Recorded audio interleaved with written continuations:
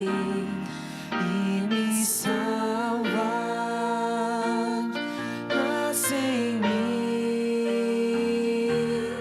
nasce em mim, nasce em mim, apaga o meu pecado. Nasce em mim, nasce em mim. Nasce em mim e salva minha vida. Amém. Deus, Ele está aqui hoje e Ele está ouvindo essa oração, esse clamor que você está levando a Ele. Ele está com os humildes e contritos de coração. Que você possa entregar a sua vida junto com essa canção a Ele.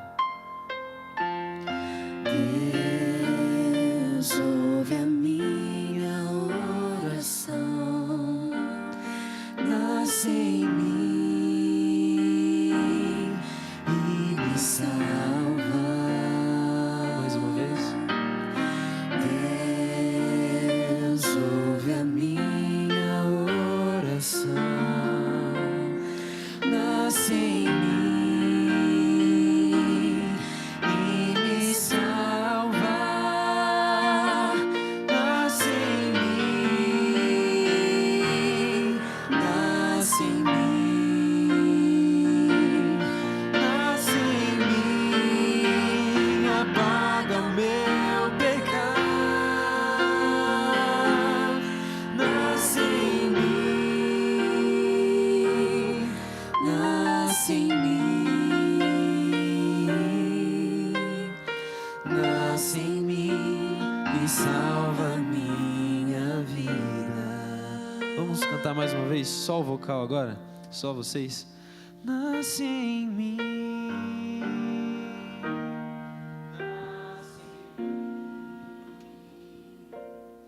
Nasce em mim, apaga o meu pecado. Bem forte, todos juntos. Nasce em mim, nasce em mim, nasce em mim e salva minha vida. Amém? Feche seus olhos. Obrigado, Deus Santo e Poderoso, pela oportunidade que o Senhor nos dá de louvarmos o Teu nome, de estarmos aqui na Tua casa hoje, nessa noite. E nós pedimos que o Senhor venha habitar entre nós, mas mais que isso, habite em nós. E aceite esse louvor, não porque há em nós algum mérito, mas em nome de Jesus. Amém. Ó Deus de amor,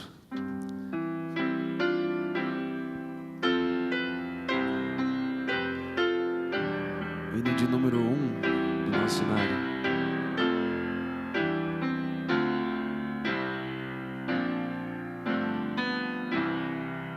Ergue esse louvor a Deus agora.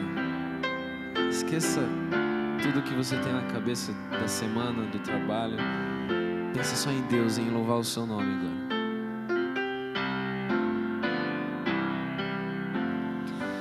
Oh Deus de amor, vimos nós te adorar. Ó nações, rendem louvor. És tu, Senhor, o poderoso vencedor.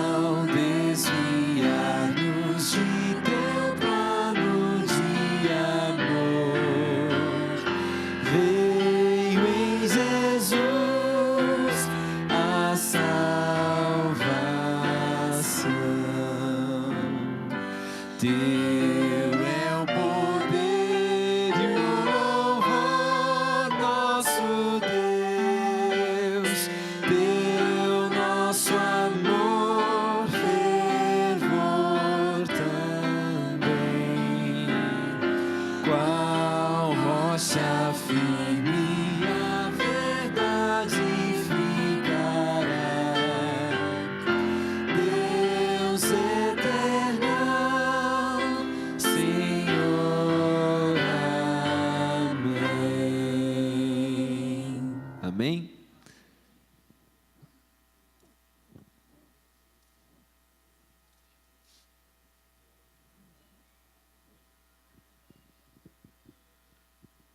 Um dos momentos mais aguardados do programa.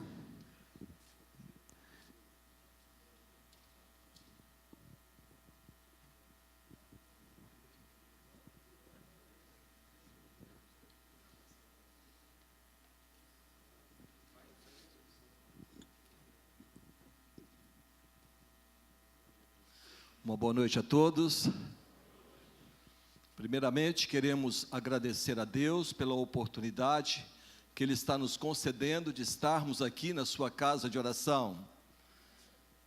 Queremos agradecer também ao Senhor por esse privilégio que Ele está nos concedendo, desta linda série de conferências que está sendo realizada aqui pelo pastor Antônio.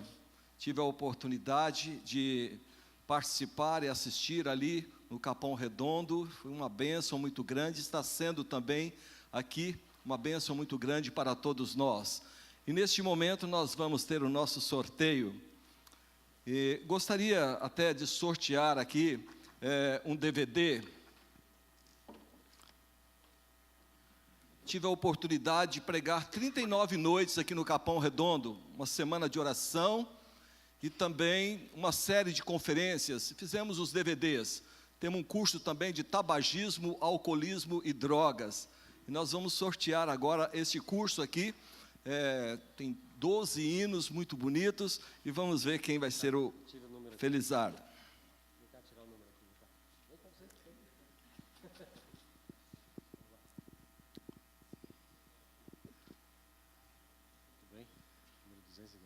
Número 209.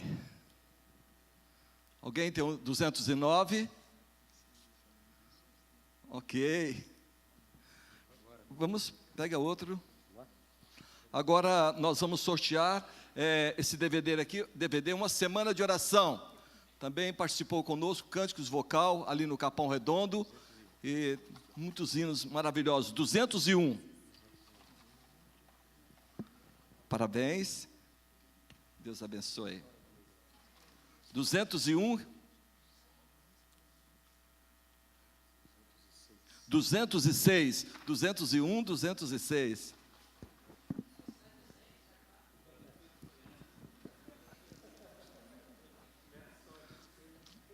Parabéns, viu? 206? Ok. Vamos dar agora um CD. Parabéns. 124. Vem aqui.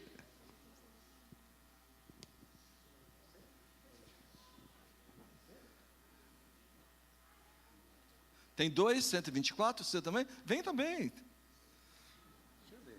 Numeração 124. 124? Ok, então você vai ganhar também um DVD. Parabéns, viu? Deus abençoe.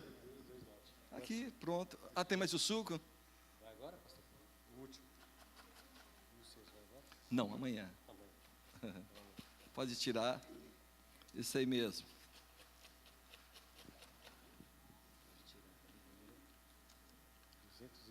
R$ 202. Alguém tirou? Ah, tá ok. Parabéns. Amanhã vamos ter mais sorteio dos DVDs. Irmãos, aproveite, convide também um amigo, um parente, para que eles também possam ter a oportunidade de ouvir a palavra de Deus. Parabéns. Deus abençoe a todos. Como? Ok. Te convido a se colocar em pé, para que nós cantemos juntos o Espírito de Deus.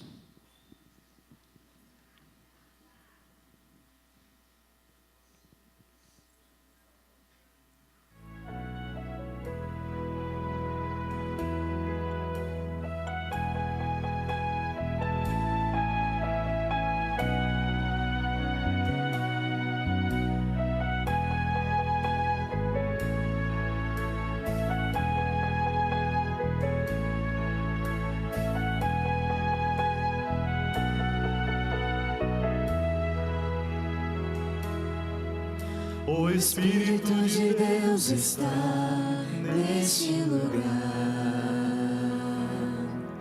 O Espírito de Deus se move neste lugar. Está aqui para consolar, está aqui para libertar, está aqui para guiar. O Espírito de Deus está aqui. O Espírito de Deus está neste lugar. O Espírito de Deus se move neste lugar. Está aqui para consolar, está aqui para libertar, está aqui para guiar. O Espírito de Deus está aqui. Tire esse desejo do seu coração agora. Habita em mim. Peça a Deus. Habita em mim. Toque minha mente e meu coração. Enche minha vida do teu amor. Habita em mim, Deus Espírito, habita em mim. Habita em mim, habita em mim. Toque minha mente e meu coração. Enche minha vida do teu amor. Habita em mim, Deus Espírito, habita em mim.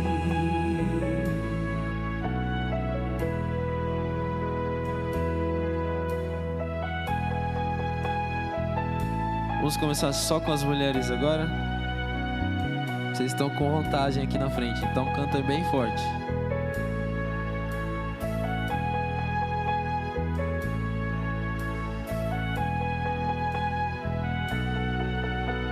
Só as mulheres, vão lá. O Espírito de Deus está neste lugar. O Espírito de Deus se move neste lugar. Está aqui para consolar, está aqui para libertar, está aqui para guiar. O Espírito de Deus está aqui. Agora os homens. O Espírito de Deus está neste lugar. O Espírito de Deus se move neste lugar. Está aqui para consolar, está aqui para libertar, está aqui para guiar. O Espírito de Deus está. Todos juntos, bem forte. Habita em mim, habita em mim. Toque minha mente e meu coração. Enche minha vida do teu amor. Habita em mim, Deus Espírito, habita em mim. Só a igreja agora. Habita em mim, habita em mim. Toque minha mente e meu coração. Enche minha vida do teu amor. Habita em mim, Deus Espírito, habita em mim.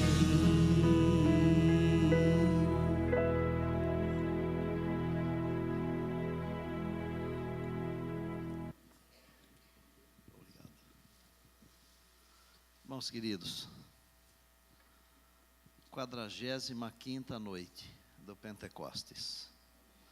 Quando o pastor Antônio disser o amém do programa, na parte final de hoje, ficarão faltando só 5 dias. É pouco, hein? Alguns estão dizendo assim, pastor, e depois que terminar o Pentecostes, o que é que vem, né? Quando a gente falou em fazer, alguns é muito tempo, mas passa, né? Depois vem mais coisas, podem esperar. Agora é hora da oração. Se você tem algo muito especial, E eu sei de alguns aqui que têm pedidos muito especiais, o Geraldo, a irmã Celina. Então, se quiserem se aproximar aqui do altar, esse é o momento. Você que nos acompanha pela internet, talvez também você tenha um pedido especial para Deus. Essa é a hora de você falar com Deus juntamente conosco, tá bem?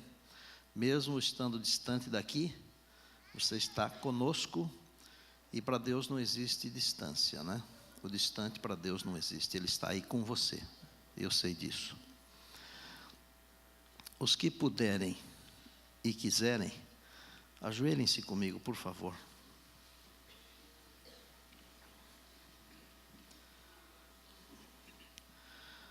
Senhor nosso Deus, é com alegria que nós dobramos os nossos joelhos diante do Senhor. E não é só o joelho, não, nós dobramos também o nosso coração. Tu és o dono de todas as coisas, és o Criador de tudo, e és também o nosso Criador, mas também és o nosso mantenedor e o nosso Salvador. Louvamos o Teu nome. Pai, Te agradecemos pelo dia de hoje. Todos nós tivemos alguma luta hoje, mas nós estamos aqui. As lutas não nos tiraram a oportunidade de estarmos aqui na Tua casa de oração, para outra vez Te adorarmos e estudarmos o Teu livro, a Tua palavra. Nós trazemos, Pai, os nossos pedidos. O Teu povo que se reúne aqui, o Teu povo que nos acompanha pela internet. Pai querido, nesta hora, cada um de nós vai dizer silenciosamente, na mente, no coração, para o Senhor, os nomes das pessoas pelas quais cada um de nós está orando.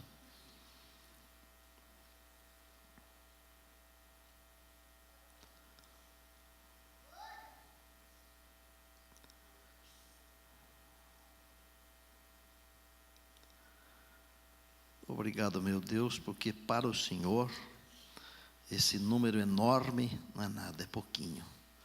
O Senhor pode todas as coisas, louvado seja o Teu nome.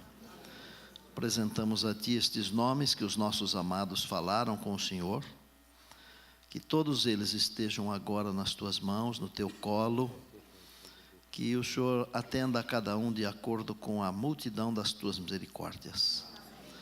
Também queremos pedir pela Annelise, que fez a 2ª cirurgia do pulmão. Ela está se recuperando hoje, está na UTI ainda. Cuida dela, o Senhor é o grande médico, Pai. Hoje de noite, quando o pastor Antônio abrir o Teu livro, nós queremos que o Senhor fale ao nosso coração pelo Espírito Santo, para que entendamos plenamente. Pai, no sábado à noite, quando encerrarmos o Pentecoste, nós vamos ter uma grande festa batismal aqui. É para a Tua glória, é para a nossa alegria, mas sobretudo é para a salvação das pessoas, porque a Tua palavra diz que quem crer e for batizado será salvo. E nós cremos na Tua palavra, Senhor. Permaneça aqui conosco, permaneça também com os nossos internautas. Abençoa mais uma vez o pastor Antônio, abençoa tudo que vai acontecer aqui. Em nome e por amor do Senhor Jesus. Amém. Amado, enquanto vocês tomam assento, só dizendo que nós estamos na última semana. Os que puderem e quiserem ter uma experiência de vir aqui às 6 horas da manhã, é claro que nem todos podem vir por causa do trabalho, alguns saem muito mais cedo do que às 6 da manhã, né? Mas nós temos um culto de 15 minutos, é uma delícia. E nós vamos terminar esse projeto do culto das 6 da manhã, na sexta-feira. Vai ser muito gostoso. Você está convidado para continuar vindo à noite, e se quiser dar uma passadinha aqui no culto da manhã, você também pode. E agora nós vamos ouvir um louvor para a glória de Deus e para a nossa edificação também.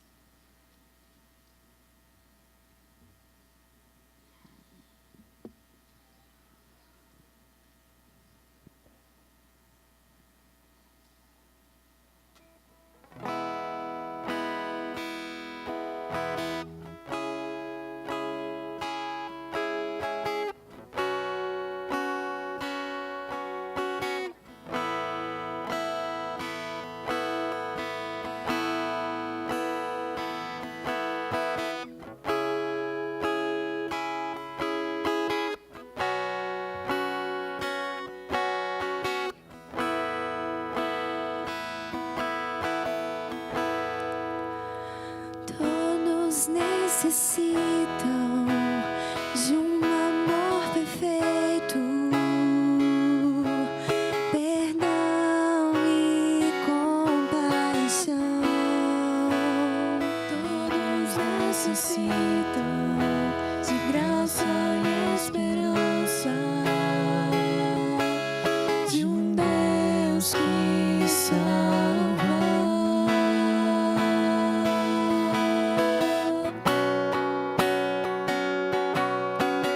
Cristo move as montanhas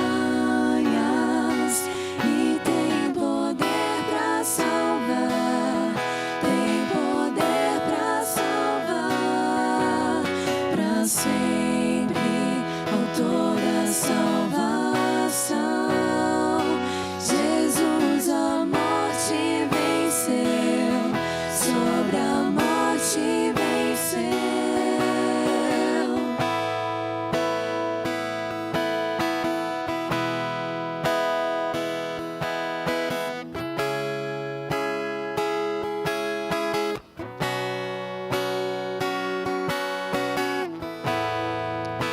Me aceita com os meus medos, falhas e temores. Enche meu viver, a minha vida entrego pra seguir teus passos. A ti me rendo.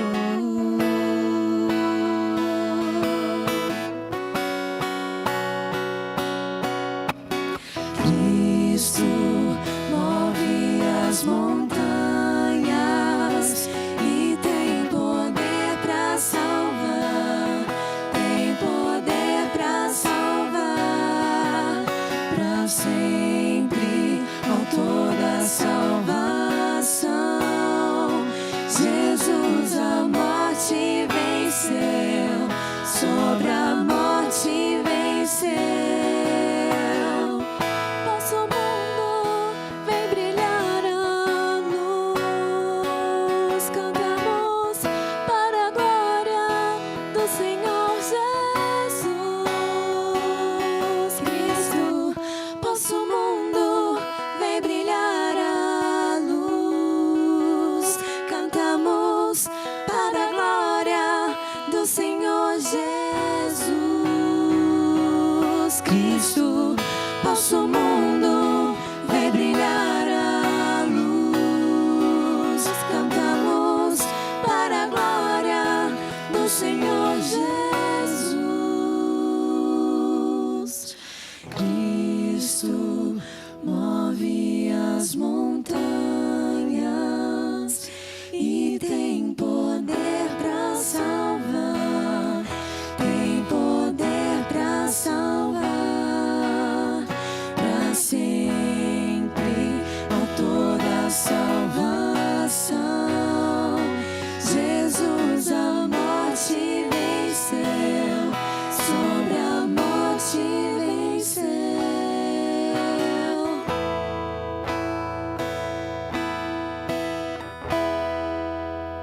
Amém.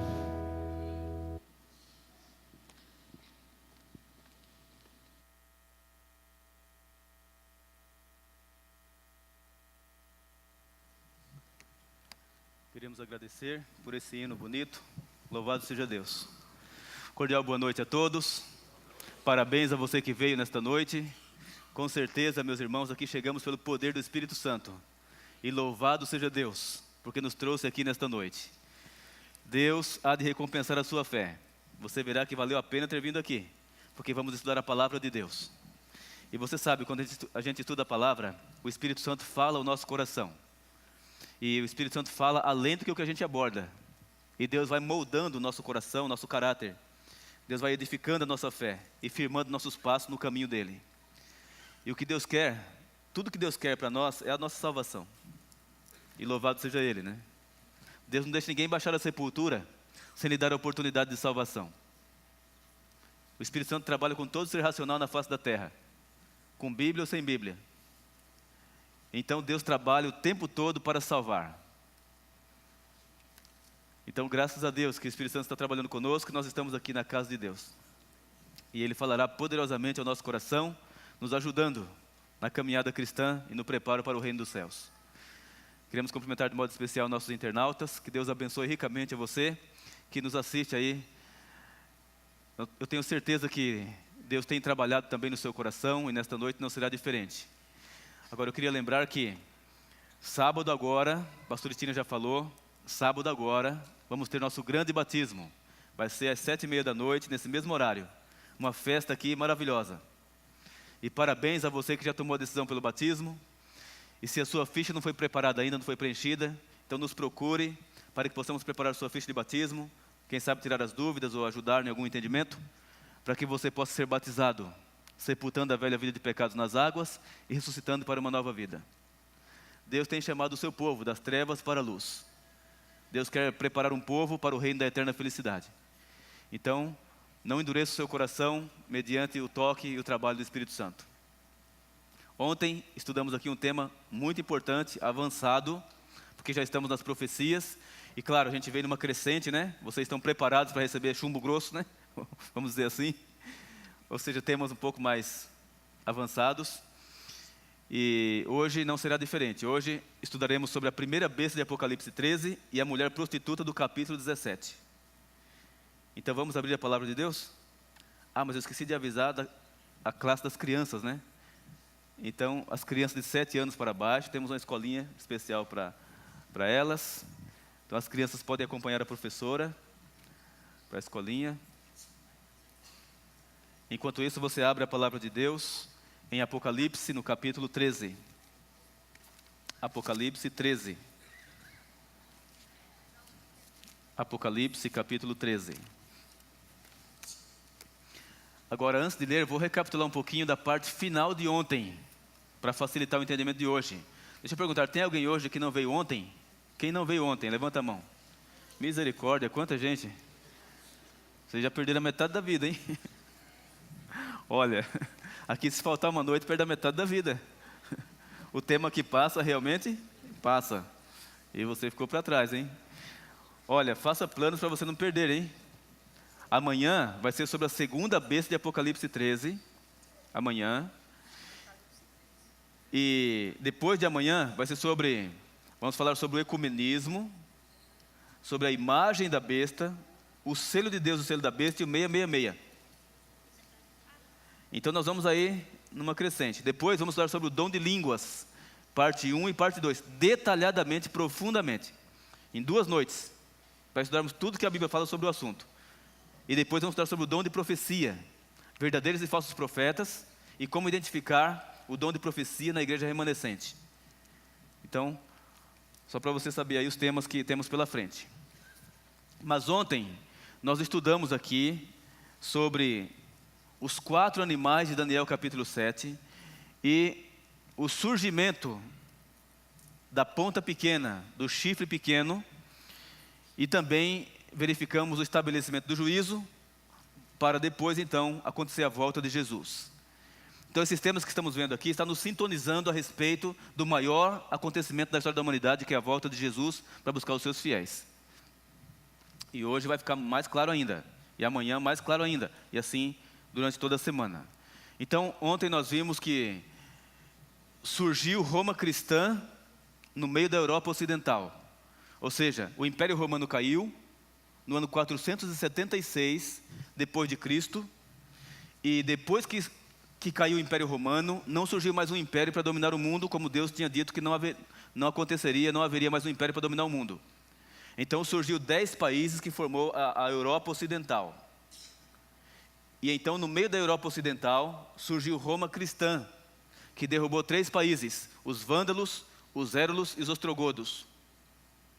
E então nós vimos ontem, através do capítulo 7 de Daniel, o que Roma cristã iria fazer com Deus e com o povo de Deus.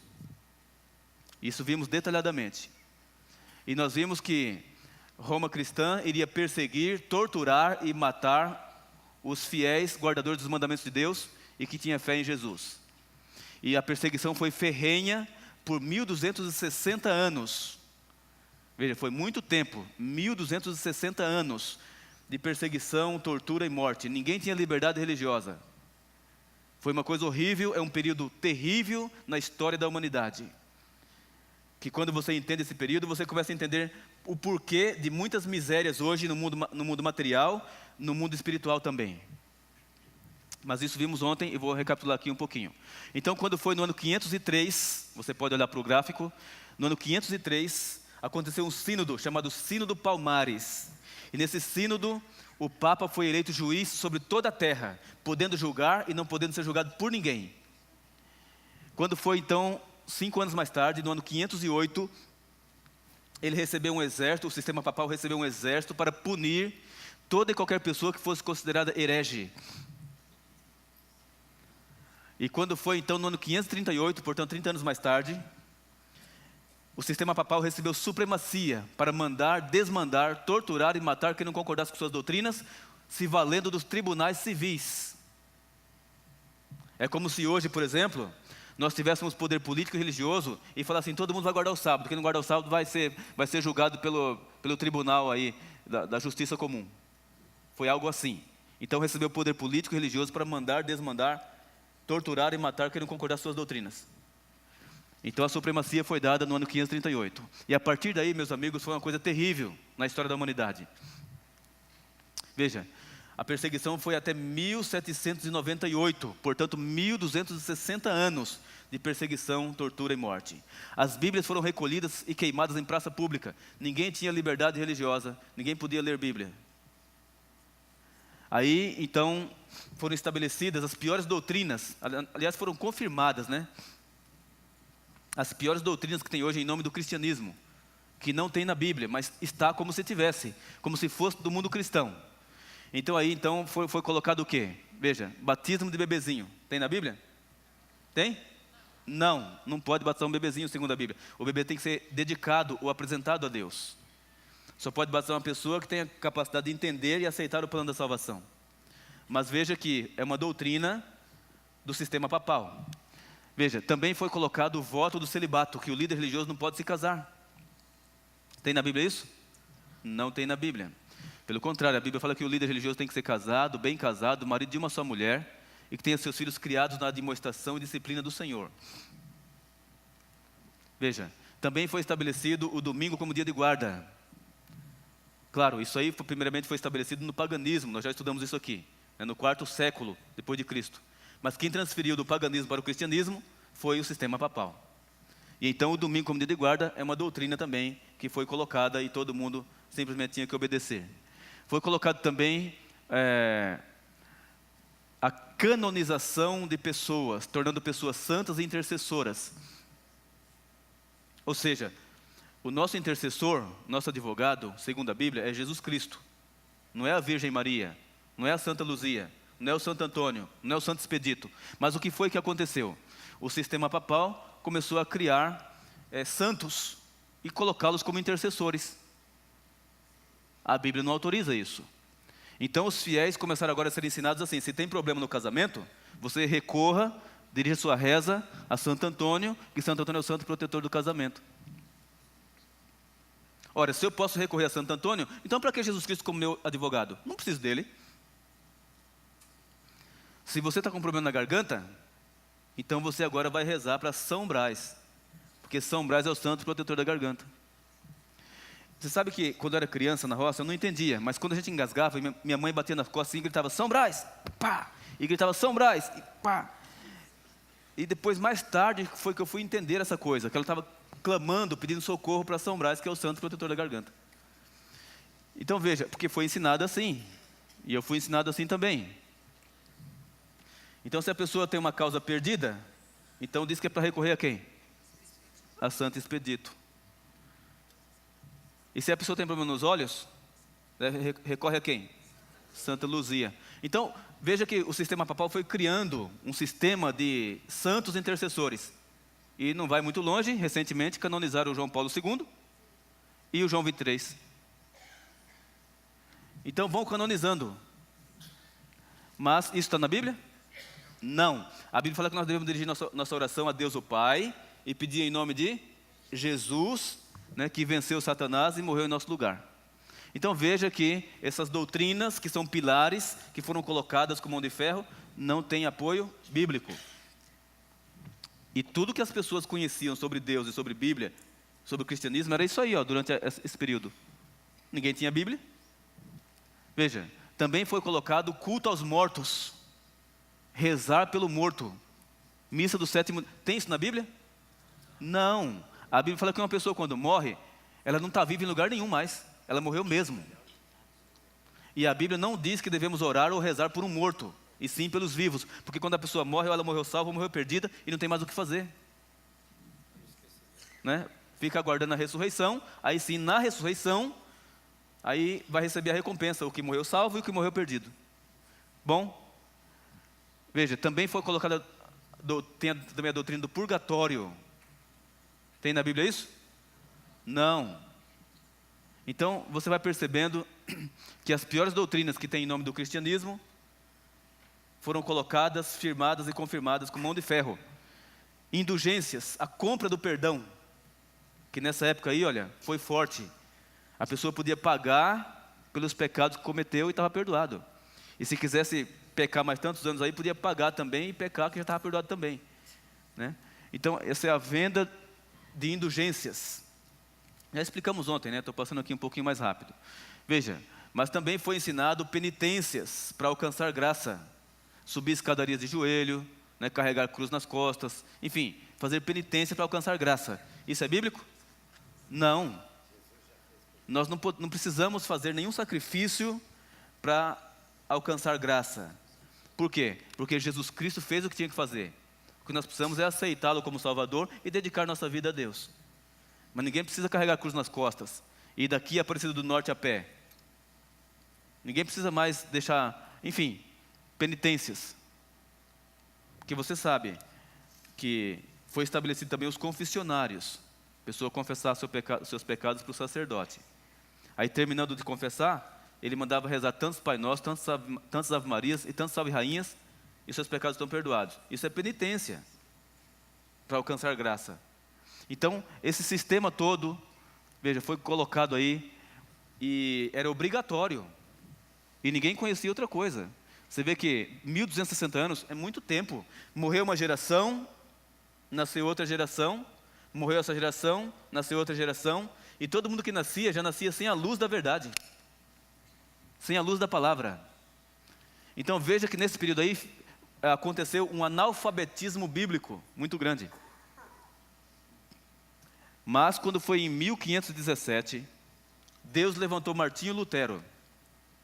Ele começou a ler a Bíblia escondido, e ele descobriu que a salvação não era por obras, que a salvação não exigia penitência. Ele descobriu que a salvação era pela graça, pela fé no sangue de Cristo. E quando ele começou a estudar isso, ele começou a ensinar isso também na universidade que ele era professor. Ele era um monge católico. Então, logo o Papa ficou sabendo que ele estava ensinando essas coisas. Aí ele foi chamado para se retratar. Mas ele falou assim: eu não vou me retratar a menos que vocês me provem pelas Escrituras que eu esteja errado. E ele não queria bater contra a igreja, de maneira nenhuma. Ele queria apenas ensinar a verdade, reformar o sistema. Mas foi mesmo que dar soco na parede. Enfim, ele só não foi morto porque alguém refugiou ele numa fazenda. Mas outros que se levantaram foram torturados e mortos, que nós vamos ver daqui a pouco. Mas aí então aconteceu também a Revolução Francesa, comandada por Napoleão Bonaparte. E o general Berthier de Napoleão Bonaparte, em 1798, prendeu o Papa Pio VI, que estava no poder, retirou dele o seu poder, os seus bens, e ele morreu no ano seguinte na prisão. Aí houve liberdade religiosa. E a partir daí começou a surgir igrejas. Aí surgiu a igreja luterana, que restaurou uma verdade que foi jogada por terra. Surgiu os anabatistas, que restaurou outra verdade que foi jogada por terra, né? O batismo de pessoas conscientes. E assim foi surgindo igreja, surgindo igreja, surgindo igreja, surgindo igreja. E hoje temos mais de 35 mil religiões na terra. Então a razão por que temos tantas religiões hoje na terra é por causa desse período aí, ó. A razão por que o mundo muçulmano ganhou tal proporção é por causa desse período aí, ó. Porque Maomé falou: vamos adorar um único Deus, não... Enfim, então veja que esse período explica a realidade de hoje, em muito, no tocante à vida material e à vida espiritual. Isso afetou a humanidade, até hoje. Meus amigos, mas quando foi em 1844, Deus levantou o seu povo, restaurando toda a verdade que havia sido jogada por terra. Nós não vamos ter tempo aqui, nesse processo do Pentecoste aqui, de entrarmos na série do santuário, que seria muito importante, para verificarmos o santuário terrestre, santuário celeste, né? Verificarmos as 2.300 tardes e manhãs, o juízo e assim por diante. Não vamos ter esse tempo, né? Mas o que nós pudermos fazer essa semana, vamos avançar. Então nós vimos isso aí ontem. E a Bíblia fala que isso tudo ia acontecer antes de Jesus voltar. Mas que depois seria estabelecido o juízo para julgar esse poder maligno que perseguiu, torturou e matou milhões de cristãos nessa época aí, ó. Milhões de cristãos foram mortos, sem piedade. E foram criadas máquinas de tortura para torturar as pessoas que não concordassem com as doutrinas, que fossem consideradas herege. Então foi uma coisa horrível. Isso que eu estou falando aqui está nas enciclopédias de história, no livro de história de 8ª série. Você pode ler lá que você vai ver tudo isso aí. Muito bem. Então vamos agora para a parte de hoje. Apocalipse 13, verso 1. 13, verso 1. Veja o que Deus mostrou para João. E ele viu e escreveu. E ele escreveu assim: e eu vi subir do mar uma besta, que tinha 10 chifres e 7 cabeças, e sobre os seus chifres 10 diademas, e sobre as suas cabeças um nome de blasfêmia. Paremos aí. Então o que ele viu? Ele viu subir, da onde? Do mar. Veja a tela ali, vamos acompanhar. Ele viu subir do mar uma besta. Essa besta que ele viu tinha 10 chifres. Quantas cabeças? 7 cabeças.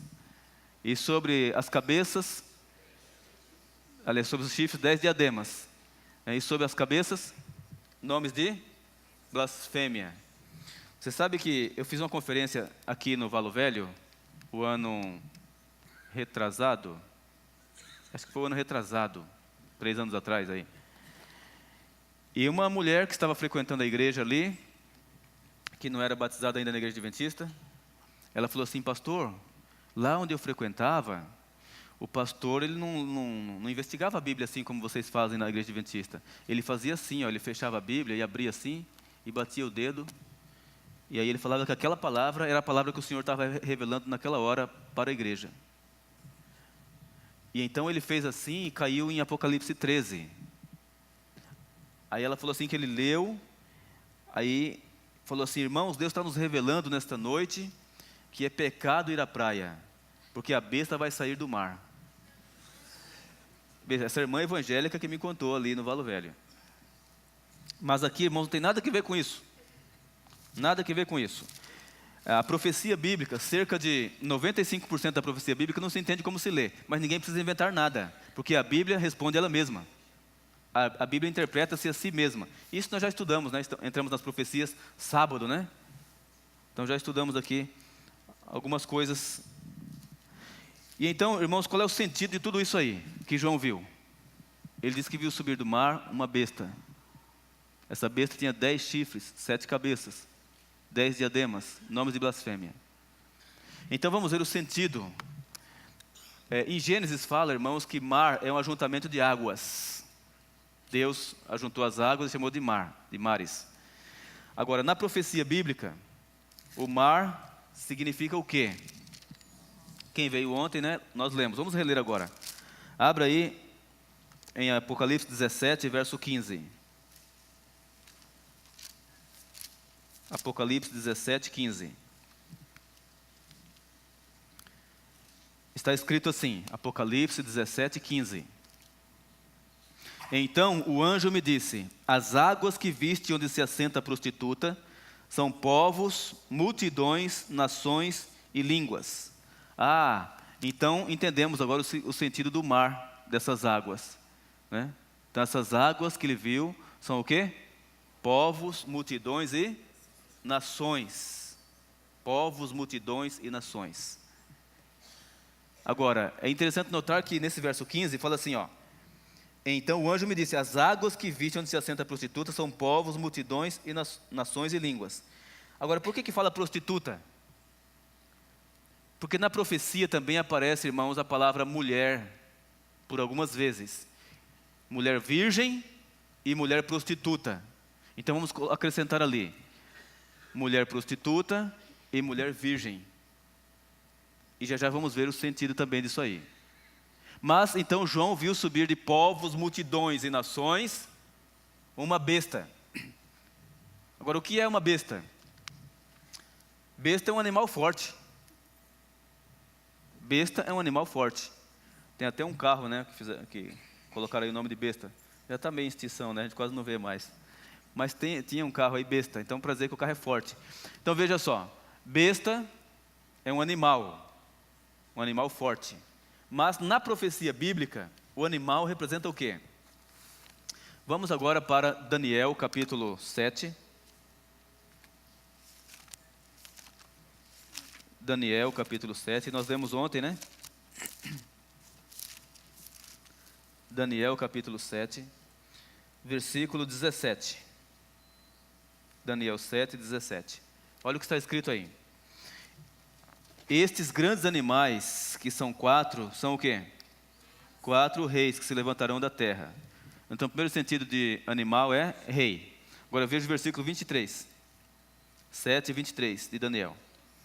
Disse-me ele, o quarto animal será o quê? O quarto reino na terra, o qual será diferente de todos os reinos, e devorará toda a terra, e a pisará aos pés e a fará em pedaços. Então veja que besta tem que ver com reino forte. Besta tem que ver com reino. Então João viu subir de povos, multidões e nações, o quê?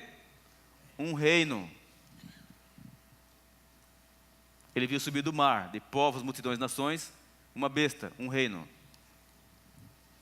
Agora, esse reino está relacionado com 10 chifres. Veja aí o capítulo 7 de Daniel, versículo 24.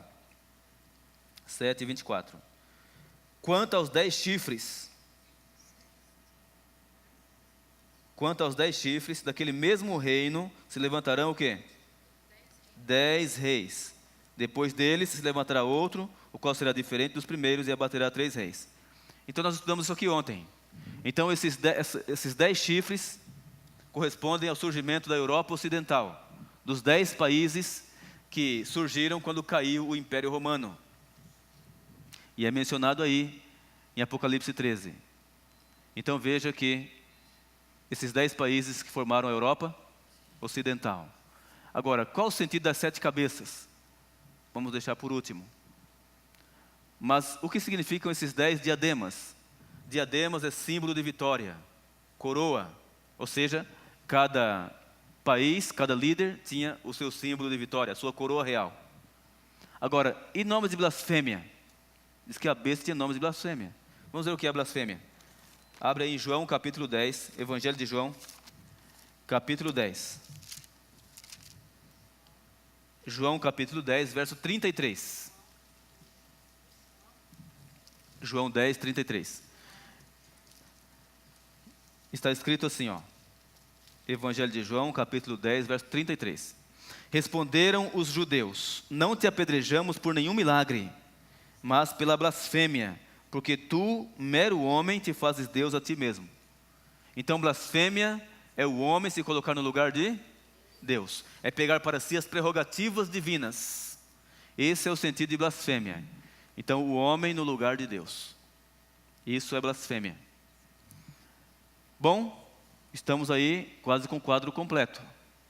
Agora, quando aparece então a mulher prostituta e a mulher virgem, qual o significado disso? Então vamos ver agora o significado disso. Abra aí em Efésios, está logo depois de Coríntios aí, né? Coríntios, Gálatas e Efésios. Efésios capítulo 5. Efésios capítulo 5. Veja o que está escrito aí no versículo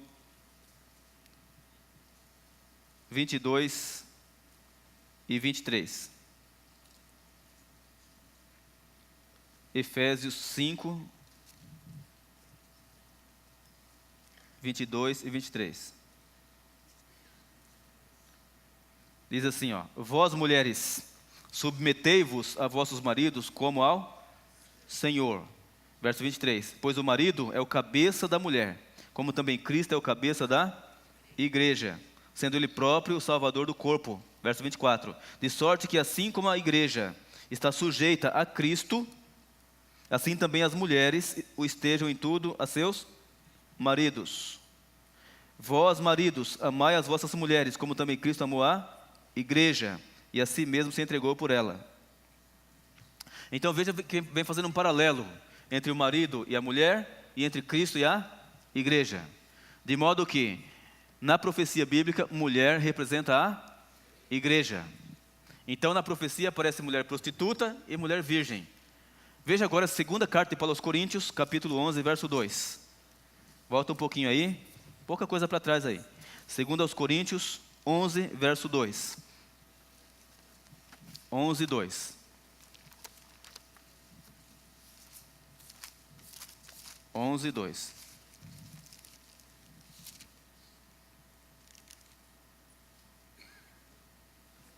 11, 2. Diz assim, ó: estou zeloso de vós, Paulo diz, com zelo de Deus. Tenho-vos preparado para vos apresentar como a uma virgem pura, a um marido, a saber, a Cristo. Está vendo? Então fala que Cristo tem uma mulher, e a mulher é virgem, é pura. Então, quando na profecia aparece mulher prostituta, se refere à igreja falsa. Quando aparece mulher virgem, é a igreja verdadeira. Então a mulher prostituta é a mulher do diabo, e a mulher virgem é a mulher de Cristo. A igreja de Deus e a igreja do diabo. E assim tem muitas passagens, né, que fazem esse paralelo entre Cristo e a igreja, dizendo que a igreja é a esposa, é a noiva de Cristo. Muito bem, então já estamos com o quadro quase completo para sabermos quem é a besta de Apocalipse 13. Então João, ele viu subir de povos, multidões e nações um reino forte.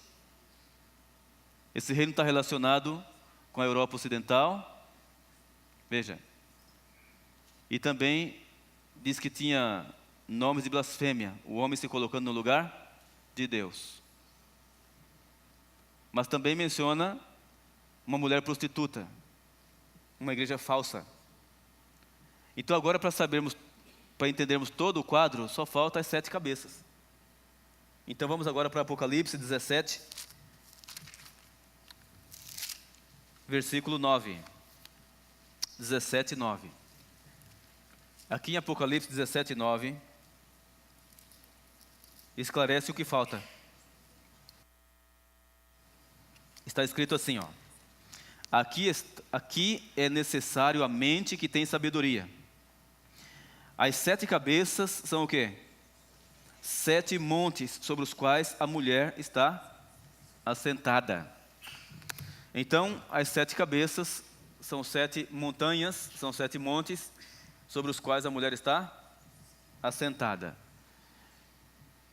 Então, se você agora fizer uma pesquisa para ver geograficamente qual é o lugar da Terra que tem 7 montes, 7 montanhas em volta, e que essas montanhas são relevantes, você vai verificar que o único lugar é Roma. Então a besta de Apocalipse 13 tem que ver com Roma.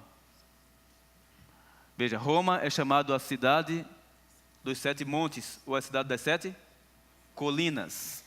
A cidade das 7 colinas, é assim conhecido na história. E essas 7 montanhas, é dito que cada montanha também recebeu um nome de uma forma de governo. É Aventino, Palatino, Quirinal, Viminal, Célio, Esquilino e Capitolino. Então diz que recebeu também um nome correspondente a uma forma de governo que Roma teve. Então agora ficou tudo muito claro. Então a besta de Apocalipse 13 é Roma cristã. Roma cristã. que surgiu no meio da Europa Ocidental. Agora, o que é interessante notar é que diz que lá a mulher prostituta está assentada.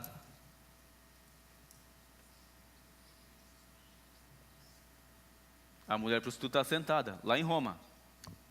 Agora pergunta, qual é a igreja que está assentada em Roma? Pois é. Então a besta de Apocalipse 13 tem que ver com o sistema papal. Alguns andam dizendo por aí que a besta é a pessoa do Papa, mas não é. A besta é o sistema papal. O Papa que está no poder é o gerente da besta. Ele que gerencia, porque o sistema não morre, o Papa morre, entra outro no lugar. Mas o sistema continua o mesmo, as doutrinas continuam a mesma.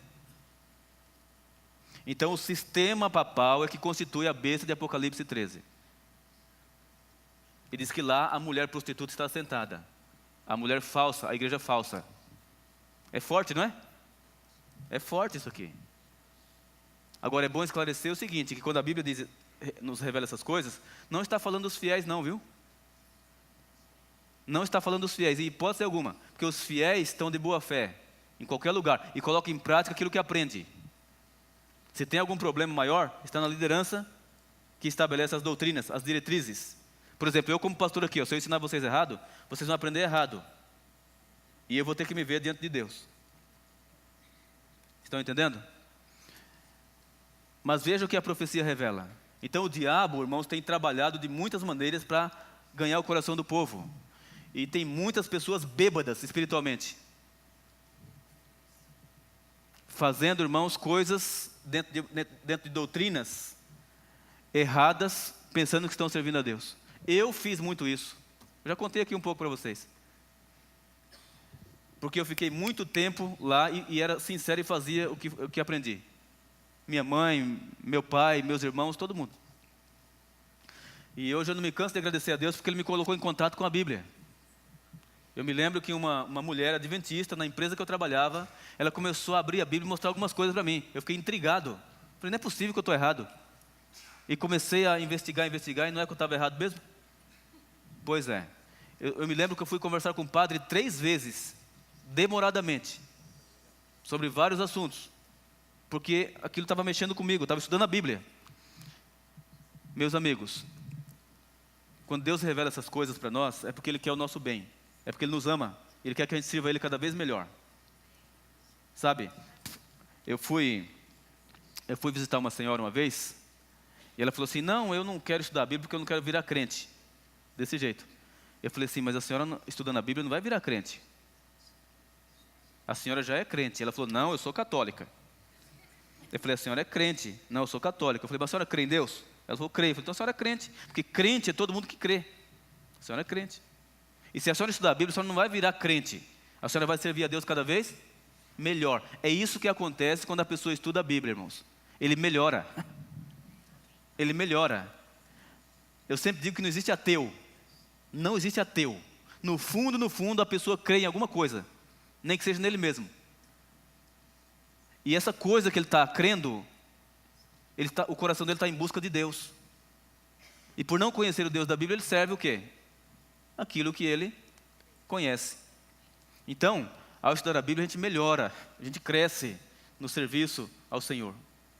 Essa é a realidade. E louvado seja Deus, porque Ele nos revela a sua palavra, para a gente servir a Ele melhor e nos preparar melhor, e sentir a alegria, de servir a Deus com os pés no chão, de acordo com a Bíblia. Muito bem. Então, por que fala ali que tem nomes de blasfêmia, irmãos? Porque ontem explicamos aqui. Porque o líder máximo do sistema papal se coloca no lugar de Deus. Pega para si as prerrogativas divinas.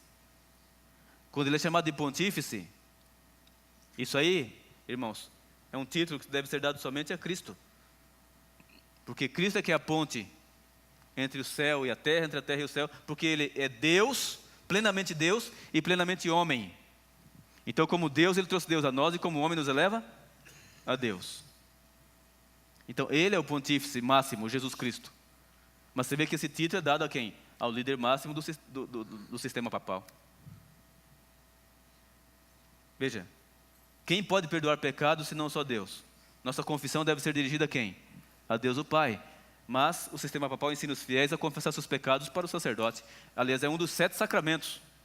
Confessar-se pelo menos uma vez ao ano. Um dos 7 sacramentos. Então veja que, quando pega para si as prerrogativas divinas, é chamado de blasfêmia. Bom, isso aí explicamos ontem. Então, se eu perguntar quem é a besta de Apocalipse 13, qual seria a resposta? O sistema papal. Essa é a resposta. Que está assentada onde? Em Roma. Mais precisamente, Vaticano. O menor país do mundo, onde o líder se apresenta como chefe de Estado e chefe religioso. É o único no mundo dessa espécie que se apresenta em outro país como chefe religioso e chefe político. Político e religioso. Não tem outro. E agora você vai entender grandes coisas, porque nós vamos ler o capítulo 17. Mas antes de ler o capítulo 17, a Bíblia fala forte, irmãos. Forte contra o sistema que blasfema contra Deus. Contra o sistema que tira Deus do trono e se coloca no lugar, dando diretrizes, mudando isso e mudando aquilo, e fazendo e acontecendo, e atrás de tradição, deixando de lado a palavra de Deus. Deus fala forte. Olha só, segunda carta de Paulo aos Tessalonicenses, capítulo 2. Segunda carta de Paulo aos Tessalonicenses, capítulo 2. O apóstolo Paulo escreveu 2 cartas aos Tessalonicenses. 2 cartas. A primeira e a segunda. E na primeira carta ele falou sobre a volta de Jesus. Os irmãos de Tessalônica não entenderam direito e acharam que Jesus ia voltar nos seus dias, e alguns pararam de trabalhar. E aí então Paulo manda a segunda carta e coloca eles em sintonia, para que eles não ficassem então apavorados. Olha o que ele fala na segunda carta, capítulo 2, verso de 1 em diante.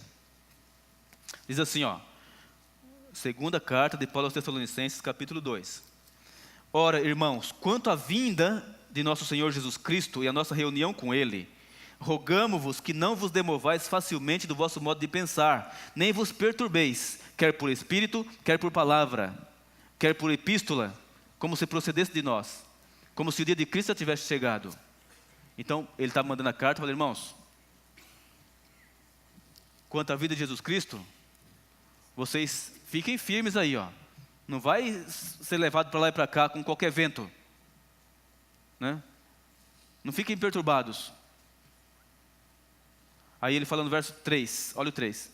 Ninguém de maneira alguma vos engane, porque isto não acontecerá, ou seja, a volta de Jesus não vai acontecer antes que venha o quê? A apostasia. E se manifeste quem? O homem do pecado, o filho da perdição. Ele se opõe e se levanta contra tudo que se chama Deus, ou é objeto de culto. De sorte que se assentará como Deus, no templo de Deus, querendo parecer Deus. Está vendo o que fala aqui? Então Paulo orienta assim, olha, a volta de Jesus não vai acontecer antes que venha a apostasia. Irmãos, o sistema papal é uma apostasia da igreja verdadeira. Você sabia disso? Foi um ataque do diabo à igreja verdadeira, para lançar a verdade por terra. E Paulo está falando aqui que a volta de Jesus não ia acontecer antes que surgisse o sistema papal na história da humanidade. Iria jogar a verdade por terra. É a segunda carta de Paulo aos Tessalonicenses, capítulo 2, versículo de 1 em diante. Então, veja a sintonia que ele dá aqui. E para nós é importante isso, saber que a volta de Jesus não ia acontecer na história do mundo antes que acontecesse essa apostasia. E surgisse então o sistema papal, e o líder é chamado aqui, é fortemente falado aqui, homem do pecado, filho da perdição, que se levanta e se opõe a tudo que se chama Deus, ou é objeto de culto, de reverência. Por quê? Porque o líder aceita a reverência. As pessoas, antes de conversar, na sua maioria, se curva, beija a mão, para depois se dirigir à pessoa dele. Então ele é objeto de culto, objeto de adoração, de reverência. Então é isso que vem falando aqui. Então Paulo orienta os irmãos que não deviam ficar perturbados, porque antes da apostasia, Jesus não ia voltar. E agora você vê que já aconteceu, e nós estamos mais perto da volta de Jesus. Está vendo? Então nos dá uma sintonia importante. Agora então vamos para o capítulo 17, onde nós vamos então terminar a parte de hoje. Apocalipse. Aliás, depois nós temos que ler um verso de Apocalipse 13 ainda para terminar. Vamos para o capítulo 17. Apocalipse 17. Agora, aqui em Apocalipse 17, irmãos, menciona a relação que tem o sistema papal com as nações, com o resto do mundo. Aqui menciona, irmãos, as nações da terra, dirigidas politicamente pelo poder religioso de Roma. Aqui menciona, irmãos, o próprio Satanás, em distintas manifestações, ou seja, regime político e religioso, né, guiando as nações. Então veja aí, capítulo 17, de 1 em diante. Veio um dos 7 anjos que tinham as 7 taças e me disse: vem, mostrar-te-ei a condenação da grande prostituta, que está sentada sobre muitas águas. Está falando do quê? Da igreja prostituta, que está sentada sobre muitas águas, sobre muitos povos, muitas nações, multidões. Você vê, o sistema, a Roma cristã já surgiu no meio da Europa Ocidental, não foi? Lugar povoado, no meio das nações. Agora aqui fala assim: vem mostrar-te-ei a condenação da grande prostituta, que está assentada sobre muitas águas, sobre muitas nações. Com ela, verso 2, com ela se prostituíram quem? Os reis da terra, e os que habitam na terra se embebedaram com o vinho da sua prostituição. Irmãos, aqui está falando que a liderança dos países estão coligados com o sistema papal. Veja, com ela, com essa mulher prostituta, se prostituíram os reis da terra. Você pode notar, irmãos, que quando um líder político entra para governar um país, não demora muito, ele vai lá no Vaticano e tem uma conversinha a portas fechadas. Ninguém sabe o que acontece ali. Agora, você vê que o Jorge Mário, que é o Papa Francisco, ele está lá na Palestina, né? Não sei quantos vídeos noticiários, já é uma coisa rara, mas ele foi lá. Se encontrou com o líder de Israel e com o líder da Palestina. Rezou no Muro de Jerusalém, aliás, no Muro das Lamentações, e ele agora está tratando lá de pacificação entre judeus e palestinos. Mas esse negócio vem sendo tratado já há algum tempo pelos Estados Unidos. Amanhã você vai entender uma coisa impressionante, porque amanhã vai ser sobre a segunda besta de Apocalipse. E a segunda besta de Apocalipse não tem nada a ver com o Vaticano nem com Roma. Tem que ver com o mundo crente, evangélico. E aí você vai entender coisa impressionante amanhã. Porque você vai ver que uma besta trabalha dando poder para a outra. Uma vai à frente politicamente, a outra vai atrás religiosamente. Mas amanhã você vai entender esse negócio. Hoje não dá tempo para passar tudo. Então veja só, ele está lá na Palestina. Aí ele tratou lá, aí o líder de Israel falou na sua entrevista lá, que a ida dele lá foi muito importante, que vai ter um grande efeito para a pacificação, para a união ali entre judeus e palestinos. Mas antes disso, o negócio já vem sendo tratado politicamente há um bom tempo. Aí chegou o momento agora do Vaticano ir lá. Aí ele convidou os 2 líderes para irem agora rezar no Vaticano. E os 2 líderes concordaram e já tem data marcada para ir no Vaticano. Isso foi passado hoje no jornal. E é o que estamos lendo aqui, ó. Então diz aqui, ó: com ela se prostituíram os reis da terra, e os que habitam na terra se embebedaram com o vinho da sua prostituição. O vinho da prostituição são as doutrinas falsas. As doutrinas falsas. Agora veja o versículo 3. Então o anjo me levou em espírito a um deserto. Deserto aqui é sentido de lugar de perigo para o povo de Deus. E vi uma mulher montada numa besta. Que cor que era a besta? Escarlate. Que cor que é escarlate? Vermelho. Que estava cheia de nomes de quê? De blasfêmia. E que tinha 7 cabeças e 10 chifres. Então aqui ele viu uma mulher montada numa besta. Ou seja, uma igreja em Roma.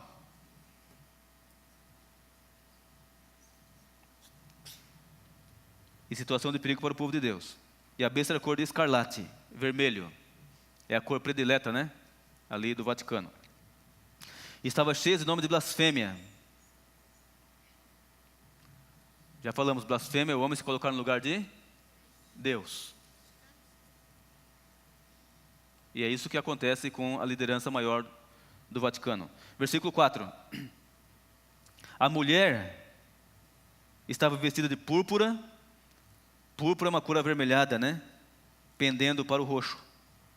E era usado muito nas vestes reais. Então diz aqui, a mulher estava vestida de púrpura e de escarlate, que é o vermelho, e adornada, ou seja, enfeitada com ouro, pedras preciosas e pérolas. E tinha na mão um cálice de ouro, cheio das abominações e da imundícia da sua prostituição. Irmãos, aqui menciona o luxo, a pompa. Você sabe que aqueles que já visitaram ali o Vaticano, especialmente a Basílica de São Pedro ali, pôde ver ali uma grande quantidade de ouro. Você sabe que o Vaticano é o menor país do mundo, e ele pertence à Europa, e é o único país que não entra em crise, né? Tem muita riqueza. Mas muita riqueza. Então, lá é um luxo tremendo. Ouro. Tem ouro lá que dá... Uma coisinha de nada que tem lá dá para matar a fome do mundo todo. Muito ouro, muito luxo. Verso 5 agora. E na sua testa estava escrito mistério: a grande Babilônia, a mãe das prostituições e das abominações da terra. Irmãos, Babilônia é um apelido bíblico, espiritual, dado ao sistema papal. Babilônia. E quando aparece a grande Babilônia, aí se refere ao Vaticano de mãos dadas com os demais países do mundo. Ou seja, os países que sustentam Babilônia. Então diz que na sua testa estava escrito mistério: a grande Babilônia, a mãe das prostituições e das abominações da terra. Por que o apelido do sistema papal é Babilônia? Porque a palavra Babilônia vem da palavra Babel, que tem que ver com a torre de Babel. E tem 2 significados: é confusão e salvação pelas obras. Confusão por quê? Porque foi lá na torre de Babel que Deus confundiu a língua dos construtores da torre. E o que eles queriam com aquela torre? Alcançar o céu com as suas próprias obras. Então, Babilônia significa confusão e salvação pelas obras. Por que confusão? Porque é uma confusão mesmo. Aceita tudo, irmãos. Você pode notar que o sistema papal aceita tudo. A pessoa pode ser um pinguço e ser membro da igreja do sistema papal. Aí você fala, mas espera aí, pode ser católico e beber cachaça? Pode. Mas você não é disciplinado na igreja, nada, né? Não. Aí você chega para um drogado, qual a sua religião? Ah, sou católico. Mas pode tomar droga e ser católico? Pode. Mas o padre não disciplina, não? Não. Não tem problema, não. Não estou dizendo que todos os fiéis façam isso, mas estou explicando o porquê de Babilônia, por que confusão. Estão entendendo? Então não tem parâmetro bíblico. Não tem parâmetro bíblico para poder reger os fiéis. Então esse é o problema maior, porque é chamado de confusão. Veja bem, engloba tudo. Você vê, tem a missa show missa, onde cantores que cantam músicas seculares são convidados para cantar na missa. Você pode ver, passa na televisão isso. Mas aceita tudo, aceita rap, lambada, samba, tudo. Você vê, todo ano tem a igreja, tem a comemoração do Senhor do Bonfim na Bahia. Passa na televisão, né? Então vem as baianas vestidas a caráter, né? Vem lavar a escadaria, as escadarias da igreja, depois dá banho de cheiro no povo. Isso passa na televisão. Depois, quando termina isso, entra o padre com os líderes do candomblé e rezam a missa juntos, a missa afro. Então, você percebe por que é chamado de Babilônia? Por causa da confusão. Aceita tudo. E ensina a salvação pelas obras. Ou seja, ensina que a pessoa pode alcançar graça pelas suas obras, pelas as boas obras. Então veja, se você for em Aparecida do Norte, eu morei lá, você vai ver que tem duas basílicas, a velha e a nova. E entre a velha e a nova tem uma passarela. E se você for lá, você vai ver muitas pessoas andando de joelhos naquela passarela, de uma basílica para outra, pagando promessa, sangrando o joelho, e a pessoa está ali. Por quê? Porque fez uma promessa e está pagando a promessa. Isso é salvação pelas obras. Por isso que é chamado de Babilônia. Tem gente que vai a pé de São Paulo até Aparecida do Norte. Pagando o quê? Promessa. E assim vai. Por isso é chamado de Babilônia. Mas quando fala aqui a grande Babilônia, aí se refere, irmãos, ao Vaticano, de mãos dadas e apoiadas pelos países do mundo. Então você percebe agora como que o inimigo trabalha, irmãos, para estabelecer suas doutrinas, que aqui é chamado de vinho, da sua prostituição, em todo o mundo. E você vai entender esse negócio amplamente amanhã e depois de amanhã. Porque nós não podemos passar tudo de uma vez. Mas aí veja agora o versículo 6. Vi que a mulher estava o quê? Embriagada. Embriagada com o quê? Com o sangue dos santos. E de quem mais? Das testemunhas de Jesus. Quando a vi, admirei-me com grande espanto. Então diz que a mulher, a igreja de Roma, estava embriagada com o sangue dos santos. Quem são os santos? Os que guardam os mandamentos de Deus e têm fé em Jesus. Lemos ontem, né? Apocalipse 14, 12. Então, santos são os que guardam os mandamentos de Deus e têm fé em Jesus. Por que fala que ela estava embriagada com o sangue dos santos? Por causa do período de 1260 anos, irmãos, que perseguiu, torturou e matou milhões de cristãos. Por isso que fala que está embriagada com o sangue do povo de Deus. Milhares e milhares de cristãos foram mortos, assim, cruelmente. Meus irmãos, para terminar, vamos para Apocalipse 13. Apocalipse 13. Agora, antes de ler, vamos aqui para a tela. Olha só. Então, a identidade da besta. A besta indica Roma cristã e tem que ver com o sistema papal. Agora veja, durante a Idade Média foram desenvolvidos instrumentos de tortura para torturar aqueles que fossem considerados hereges. Veja aí o torniquete. Esse é um dos instrumentos que torturava as pessoas sinceras, que não queria de jeito nenhum aceitar as doutrinas espúrias, as doutrinas colocadas pelo sistema papal. A pessoa era deitada ali, girava aquele negócio e a pessoa sendo estrangulada. Olha aqui o outro, esse é chamado a Virgem, onde a pessoa era colocada ali dentro e aí fechava aquela porta e a pessoa ia morrendo espetada, perfurada ali, agonizando. Aqui um outro, onde era colocada a cabeça ali, ficava preso no pescoço, os braços, e a pessoa ia sendo torturada, presa a esse tronco. Veja ali, Ali outro instrumento, onde a pessoa era deitada naquelas pontas ali, também girava aquela manivela e a pessoa sendo rasgada naquelas pontas ali, ó. Veja, aí está o trono, né? Escarlate, onde o gerente senta e dá as diretrizes, não se importando exatamente com a Bíblia, texto e contexto, mas simplesmente de acordo com a tradição que foi estabelecida. Meus amigos, Deus tomou providências, e louvado seja Deus. Veja aqui, no ano 538, recebeu supremacia. Isso foi até 1798, 1260 anos de perseguição, tortura e morte. Mas olha o que a profecia disse que iria acontecer.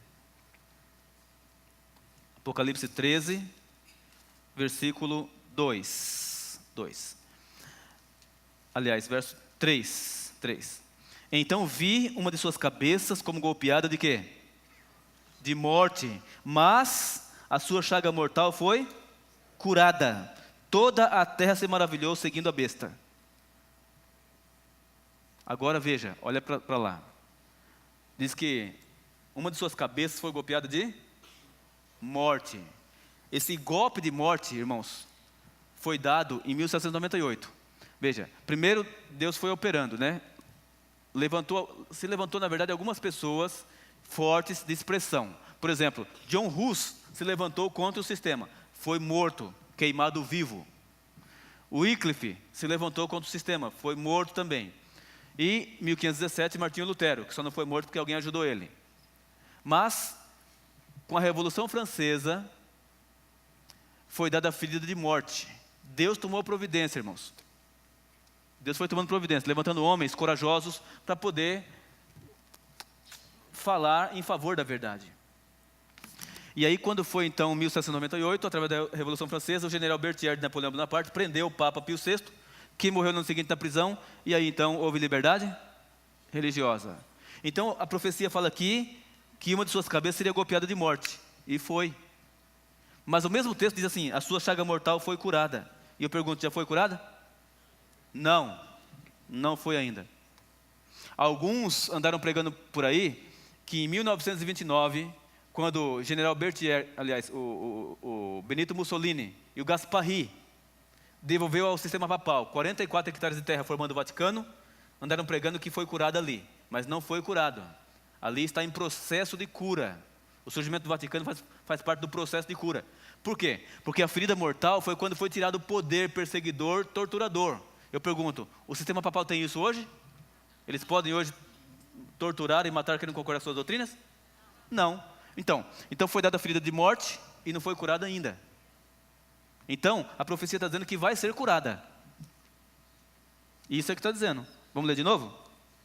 Então vi uma de suas cabeças como golpeada de morte, mas a sua chaga mortal foi curada. Veja, e não foi ainda, então vai ser.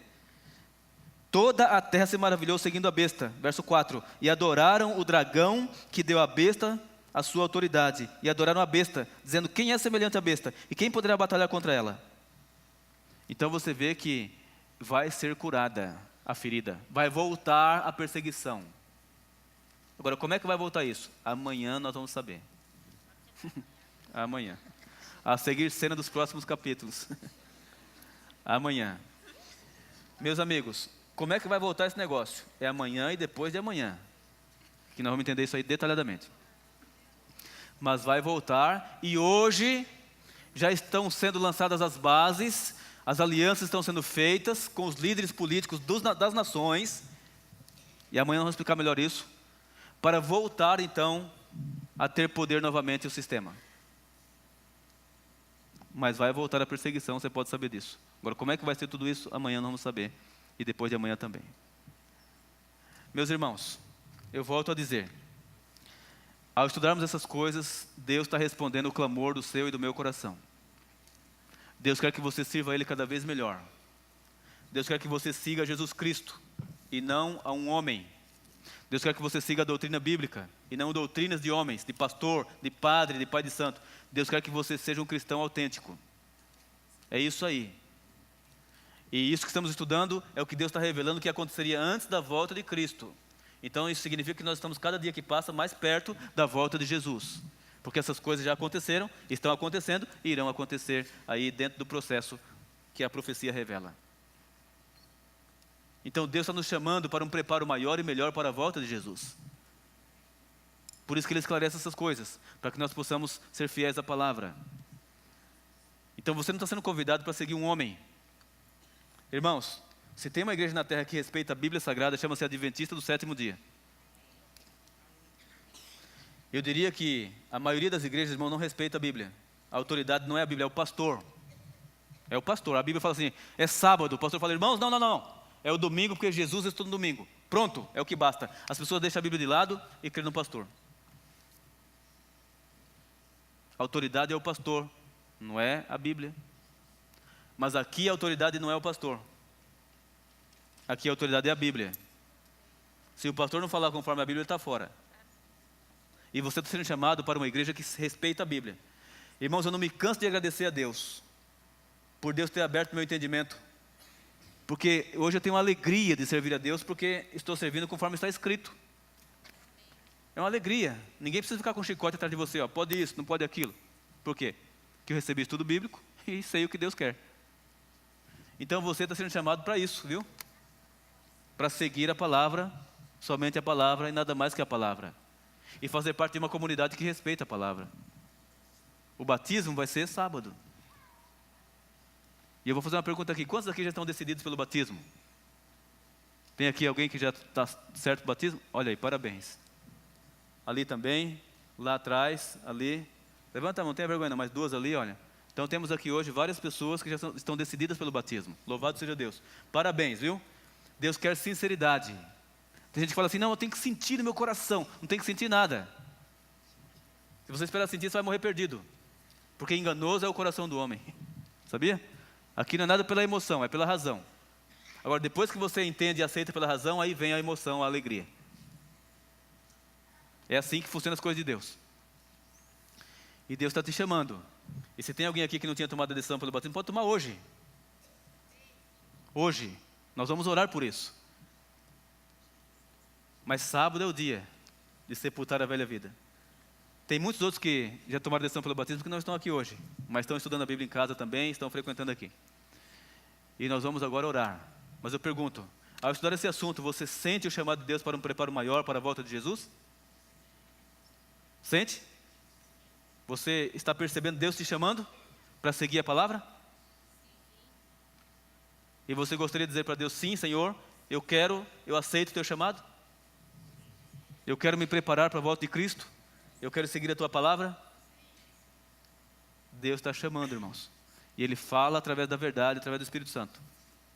Nós vamos ter um hino especial agora. O cantor já está vindo ali. Enquanto ele canta, você que sente o chamado para um preparo maior e quer orar comigo, então você vai se colocar em pé na presença de Deus. E nós vamos clamar a Ele por misericórdia. Que Ele aumente a nossa fé. Que Ele nos dê poder. Que Ele nos ajude na caminhada.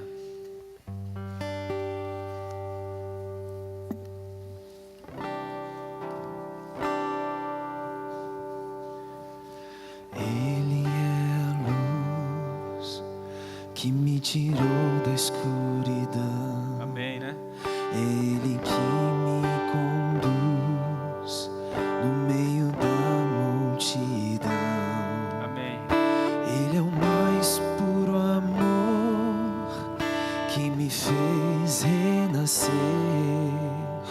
Ele é brilho e esplendor, me deu razão de viver. É a pura felicidade, não dá tristeza nem dor. Ele é a liberdade, é o meu Pai de amor. Quem é Jesus?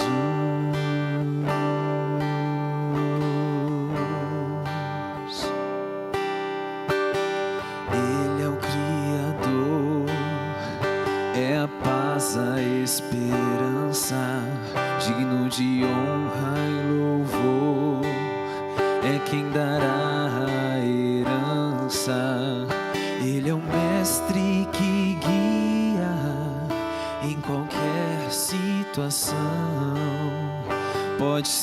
noite ou dia, é quem dará solução. Ele tem a paciência que os homens devem aprender. É Ele que dá inocência para a criança crescer. Quem é Jesus?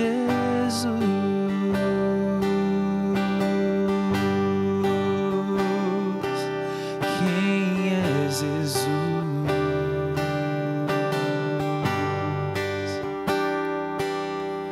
Ele dá vida eterna para o que nele acredita. É a promessa sincera, o que transforma a morte em vida. Ele é o maior consolo que conforta o coração. É o grande tesouro, a nossa alegre canção. Ele é a real vitória dos salvos do Senhor. É a nossa maior glória, quem nos salvou por amor. Quem é Jesus?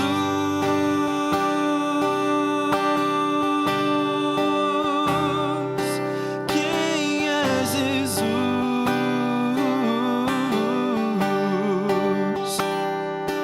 Ele é o grande laço que une paz e perfeição, o que nos pega nos braços, nos dá carinho e atenção. Ele é a firme rocha, é a nossa fortaleza, o Pai da fé e da força, dono de toda a realeza. Quem é Jesus?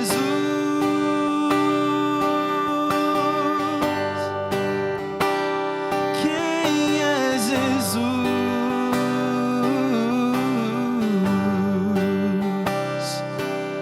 Pra você,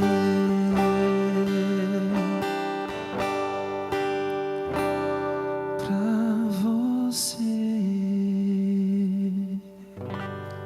Esse é o nosso Jesus, né? Louvado seja Ele. Vamos orar. Querido Pai Celestial, Deus eterno, Deus Todo-Poderoso, Criador dos céus e da terra, doador da vida. Ó Deus, nosso coração se alegra quando estudamos a Tua Palavra. Entendemos, Pai, que estamos mais perto da volta de Jesus. A profecia está nos revelando grandes coisas. E nós te louvamos porque sentimos o Teu amor. O Senhor está nos revelando para que não venhamos a cair no laço do passarinheiro, para que não venhamos a cair na arapuca do diabo. Nós te louvamos pelo Espírito Santo, que está iluminando a nossa mente para entender a Tua Palavra. Muito obrigado, Pai. Estamos sentindo o Teu chamado para um preparo maior e melhor. O Senhor conhece, Pai, a nossa vida, e nós queremos pedir a Ti que o Senhor nos abençoe segundo a Tua sabedoria. Que o Senhor fortaleça a nossa fé, para que sejamos fiéis a Ti, a despeito de qualquer coisa. De modo especial, Senhor Deus, abençoe aqueles que estão aqui, que não são membros batizados na Tua igreja, mas estão sentindo também o Teu chamado, pelo entendimento da Tua Palavra. Ó Deus, sábado teremos o grande batismo. Ajuda cada um, Senhor, para que possa deixar o que tiver que ser deixado, para então ser batizado e seguir conosco no preparo para o grande dia da volta de Jesus. Despeça-nos agora com a Tua paz. Leva-nos para casa, Senhor, na proteção dos Teus anjos. Livra-nos do mal e do perigo. Nos dê uma boa noite na Tua presença e amanhã pelo Teu braço poderoso. Te rogamos em nome de Jesus. Amém. Podeis assentar. Nós vamos até a porta para cumprimentar a todos. E até amanhã, se Deus nos permitir. Venha, Senhor, em mim habitar, pois quero ser templo